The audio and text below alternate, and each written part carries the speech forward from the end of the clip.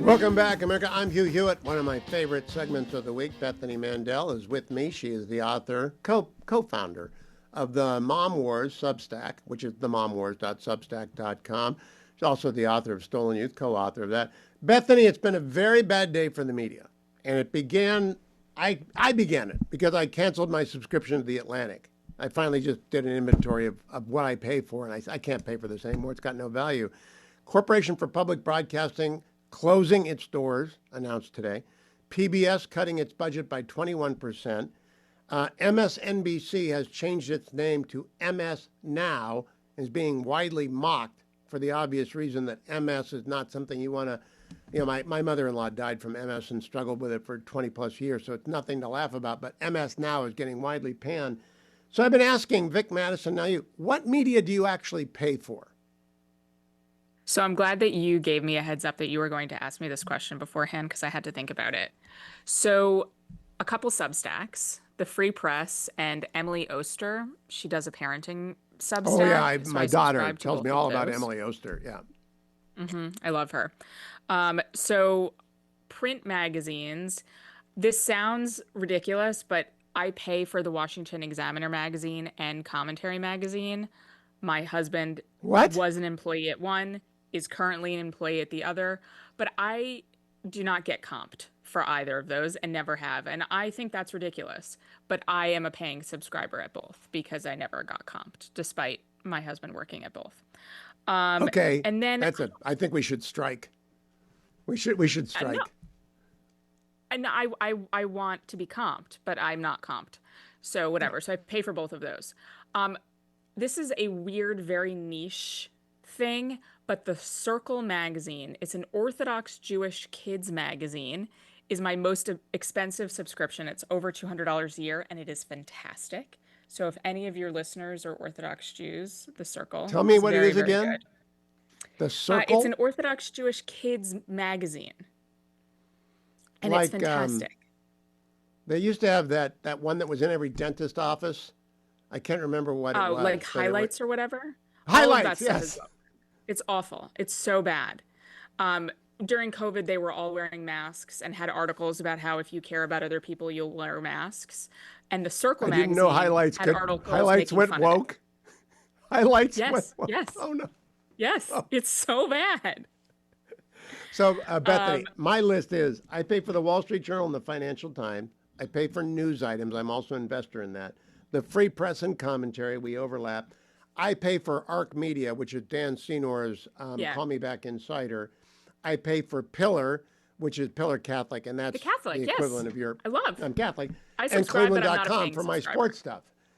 So what else do you think legacy media is doomed? Because if you look niche. at that list, it's not great.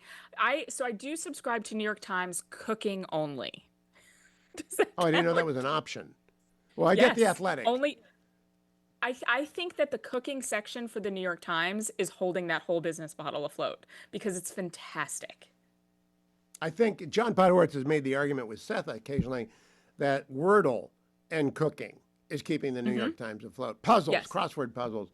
I quit the New York Times except for The Athletic, but I've got to go back and amend my list because I've forgotten. I may cancel The Athletic now. It's terrible. It's gotten really bad since the Times bought it.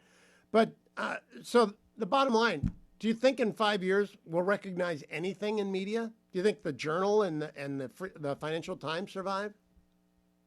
So, it was interesting because you were talking during the last segment with Vic about how few subscribers the Washington Post has.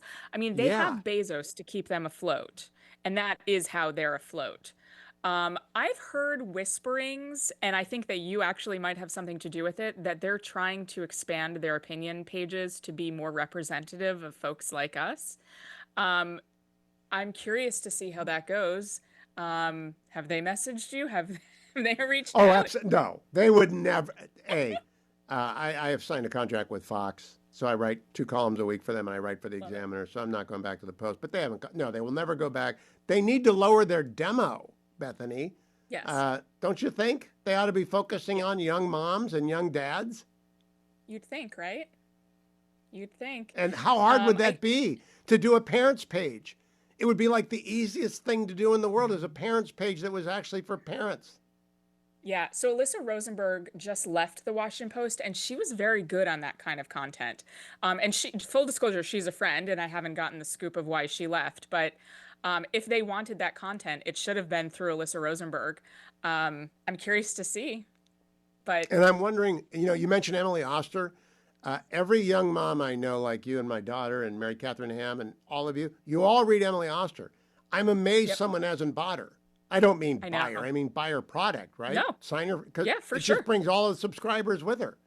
Yep, 100%. Uh, Last quick question, Bethany. Dan Senor today, Nadav Eyal, says, quote, the damage is so substantial to Iran's nuclear weapons program, Dan, that they have basically sidelined the idea of rebuilding their nuclear program at this point.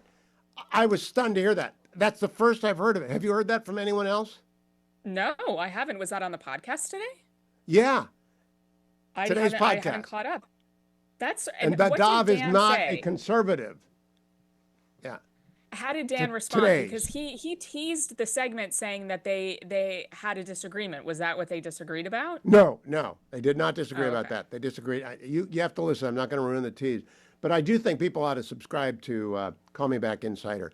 Bethany Yep. Mandel, go and subscribe to The Mom Wars if you are a mom, themomwars.substack.com.